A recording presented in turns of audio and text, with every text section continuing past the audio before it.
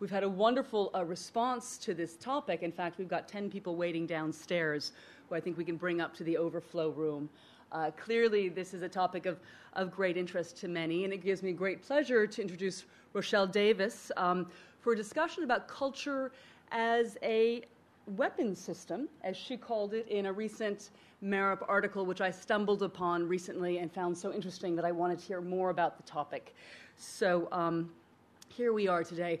I think here in the U.S. we've long been rather deaf to the value and importance of a culture as a tool, both in terms of enhancing our own status abroad, as well as its value in basically serving our own interests abroad. And I say that because I was a U.S. embassy brat who grew up in the Middle East, and I saw how poorly the State Department trained its own officers in cultural diplomacy and in how to reach out and understand others. I give as an example Syria. The U.S. ambassador to Damascus in 1982 had recently been assigned from El Salvador and wasn't given much background in the Middle East and didn't seem to care much about it either. And he was a bit ahead of his time because he was very much anti-smoking. He hated smoking.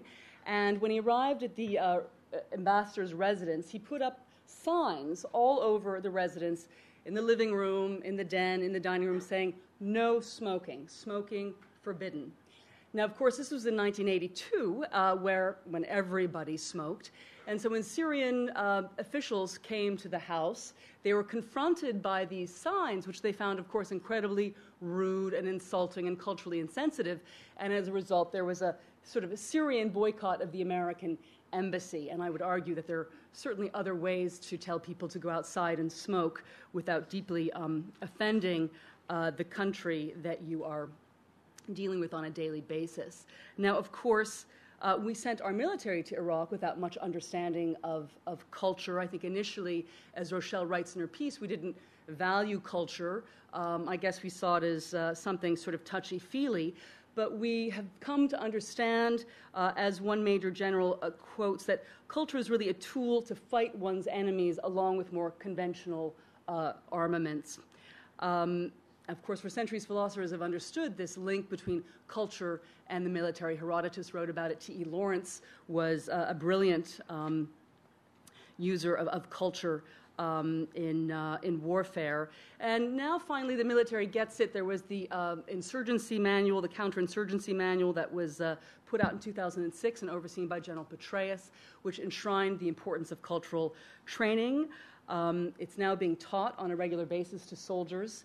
And it's something that Rochelle Davis has been following for many years now, and she'll be talking today about the kind of training that's being given, as well as about the information that's being put across and the political implications of what's being conveyed and what's not being conveyed. So we're looking forward to that, and also a very interesting slideshow.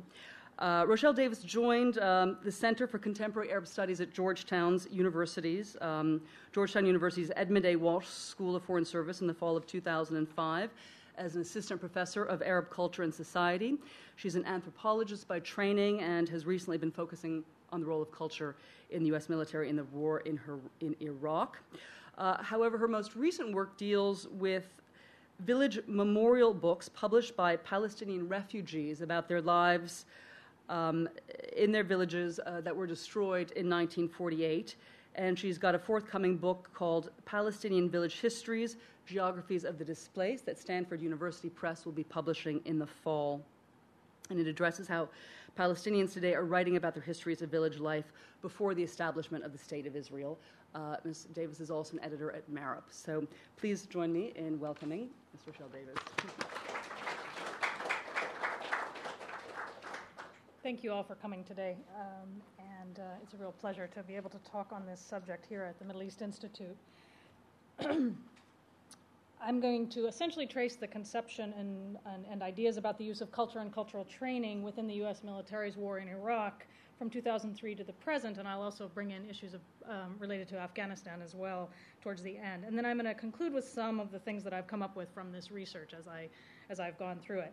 I'll give you a little bit of background on myself. I've been working on this subject since 2006, when I became very interested in how people were portraying culture as really the problem in Iraq and why we weren't succeeding in Iraq, why we as Americans weren't succeeding in Iraq. And I So over the last 4 years, I've been doing a variety of research, which included in 2007, my research assistants and I did interviews with 50 U.S. soldiers and Marines who had served in Iraq between 2003 and 2007, long sort of hour to 2 hour interviews, qualitative ones. I've been collecting reams and reams of cultural training material. And in 2009, my research assistant and I did interviews with Iraqis living in Jordan, Syria, the United States, and Iraq about their experience with U.S. troops in this culture realm. So I'm combining all of this material into the project that I'm going to talk about today. And this is what I'm going to talk about today is just a small piece of a much larger project that I'm working on. And so please feel free to raise questions or ask tangential things, because I've probably thought about them at some point, and if I haven't, I will say I haven't.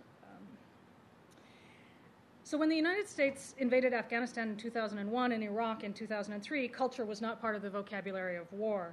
There was no unified cultural training policy in either the Army or the Marine Corps to prepare troops to serve in the Middle East or Central Asia in the post-September 11th era.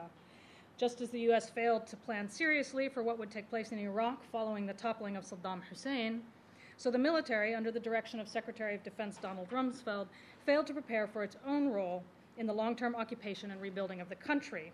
This role has required considerably more of the U.S. soldiers than the combat readiness they were prepared for. So if the troops received any type of cultural or historical information, it was part of a scattershot approach put forward by individuals or specific units in the military who thought culture was important. These were largely limited to recycling old material on Arabs, most infamously Raphael Patai's The Arab Mind, and hiring contractors to produce a wide range of material, including courses, handbooks, CDs, and PowerPoint presentations about Iraq, Arabs, and Islam. And I have a lot of this material, but in the interest of time, I'm going to kind of skip to some other parts. By late 2003, the Department of Defense had produced an Iraq Transitional Country Handbook of over 300 pages that remains to this day one of the more comprehensive and better productions, but which was for official use only and seemed to have limited distribution. From the interviews that I conducted with the U.S. soldiers and Marines who served in Iraq between 2003 and 2007, those who received cultural training, which were only 33 of the 50 we interviewed, expressed their dissatisfaction with it, and only 5 said that they found it actually useful. In this early period in Iraq, the vast majority of the U.S. military, both leadership and troops on the ground, saw culture as either irrelevant to the military mission or within the paradigm that attention to culture might weaken military effectiveness. Now, this dissatisfaction seemed to stem from at least 2 factors, the first being that the accuracy and quality of the material produced was problematic, as I will discuss in a moment, and the second being that culture was not seen as relevant to the invasion and occupation of Iraq. And I'll discuss the issue of quality first and come to the second point, which ultimately begins to change in 2006. So these are some examples. I'm going to go through some examples of the post-2003 cultural training material which appeared. And this is the Iraq Culture Smart Card. The green one is was produced for the Marines, and the brown one is produced for the Army. The Marines one, the particular versions I have are dated 2004 and 2006. A smart card folds up. It's a 16-panel card that fits in the cargo pocket of your fatigues.